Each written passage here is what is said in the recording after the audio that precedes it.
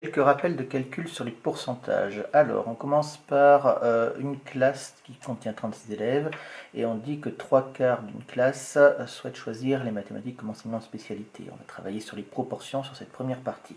Donc ici, il faut bien comprendre au niveau du texte, du français et des mathématiques, quand on a 3/4 des élèves, il va falloir traduire ce D en fait.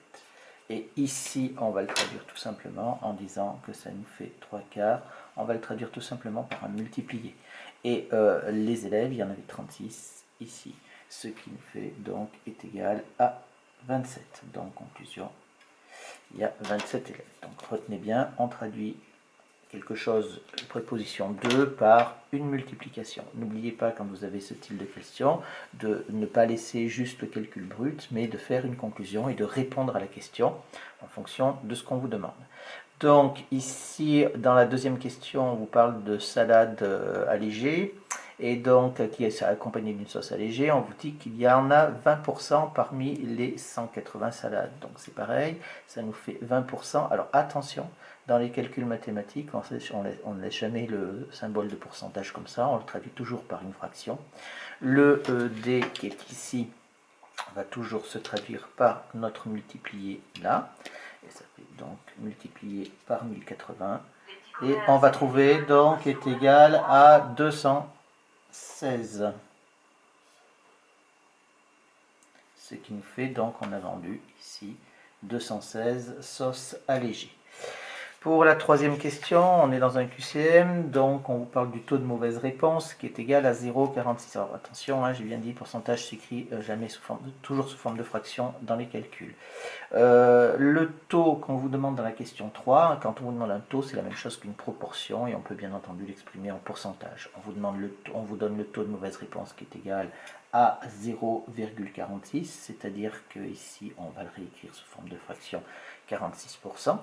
46 sur 100, soit 46%. Donc vous voyez, hein, là en français, ici, en langage mathématique, dans les calculs, on peut en déduire donc le taux de bonne réponse. Eh bien, si on a 46% de mauvaise réponse, bien entendu, le taux de bonne réponse, ça nous fait 54, hein, on fait 100% moins 46, donc il n'y a pas de souci. Et en fait, enfin, pour le nombre de bonnes réponses, on va avoir donc 54% de bonnes réponses.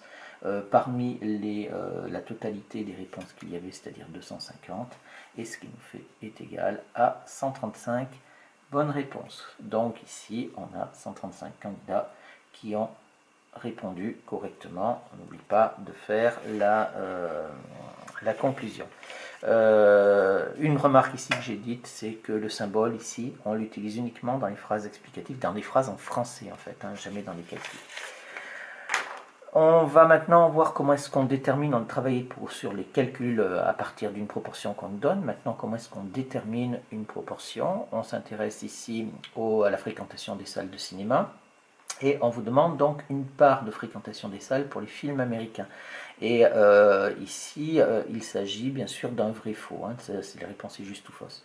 Donc, quand on vous parle d'une part c'est aussi une proportion. Une proportion, elle va s'exprimer donc soit sous forme de fraction ou en pourcentage.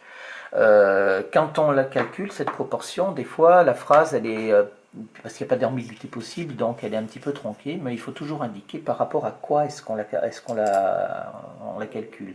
Donc ici, on veut la part des entrées pour les films américains, mais par rapport, c'est par rapport qui va nous indiquer en fait dans la phrase en français la division qu'il y a à faire, donc par rapport au nombre total d'entrées. Donc ici, si on calcule la proportion, ben, on traduit la phrase qui a juste au-dessus, c'est le nombre d'entrées des films US sur le nombre total d'entrées. On prend les chiffres correspondants dans le texte, ça nous fait donc 0,483 qu'on écrit comme ça, soit ici donc 48,3%. Ici, puisque là je l'écris en français. Et donc la réponse, on nous donnait quoi? On nous donnait 38,3, donc la réponse c'est faux.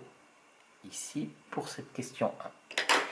La deuxième, on vous demande la part des films, enfin des entrées qui sont dues à un film français ou américain. Alors j'ai précisé ici qu'on suppose qu'on ne s'intéresse pas aux films franco-américains, etc. On a bien une nationalité pour un film donné. À partir de ce moment-là, on regarde la part des films français qui était donc de 36,8%, que j'ai traduit en fraction. Pour la part des films américains, c'est 48,3% on vient de le calculer. Donc si je prends la part des films français ou américains, ça va me faire donc 36,8% plus 48,3%, ce qui va me faire est égal à 85,1 sur 100, c'est-à-dire soit 85,1%. Ici, il faut bien comprendre qu'on a traduit le OU qui est ici, français ou américain, on l'a traduit par un plus. Donc ça, c'est quelque chose que vous allez retrouver assez fréquemment au niveau des exercices. 85,1%, on nous donnait 85,1% aussi dans le texte, donc c'est vrai. Ici, je vais marquer là, vrai, on trouve le même résultat. Pour la troisième question, on vous demande donc, on vous dit qu'il y a une entrée sur 5 environ concernait un film ni américain ni français. Donc, d'après la question précédente, si on regarde la part des films ni américains ni français, ça nous fait quoi? Ça nous fait donc 100%, moins 85,1%. Ce qui nous fait est égal à 14,9%. Donc 0,149 en fait à peu près. Et si je calcule ma part de 1/5, j'obtiens donc 0,2, j'obtiens 20%. Alors on n'est pas très loin, mais enfin c'est quand même trop important la différence. Si on avait trouvé 15, on dirait d'accord. Ici c'est pas le cas, donc soit 20%. Donc ici on a quelque chose de faux ici.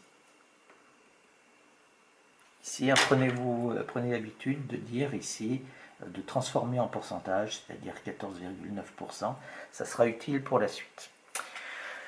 La dernière question, on va parler des évolutions en pourcentage. Donc, on vous fait un article qui coûte 46,5 € qui baisse de 20%. Je vous ai marqué au niveau du vocabulaire, une hausse ou une baisse en pourcentage, bien sûr, s'appelle une évolution en pourcentage. Alors, on a ici des choses qui sont importantes au niveau du vocabulaire qu'on retrouvera dans le cours par la suite.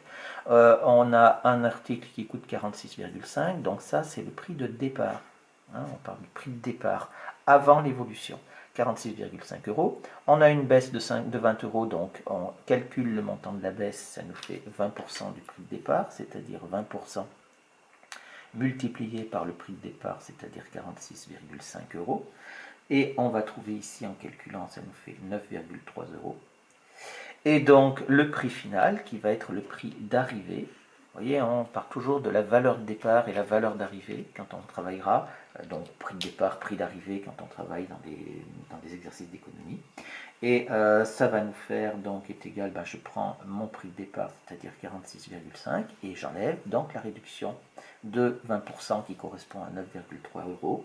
Et ça va me faire est égal à 37,2 €. Bien sûr, il reste la conclusion à faire. Ici, c'est une méthode donc, que vous avez vue au collège, bien entendu.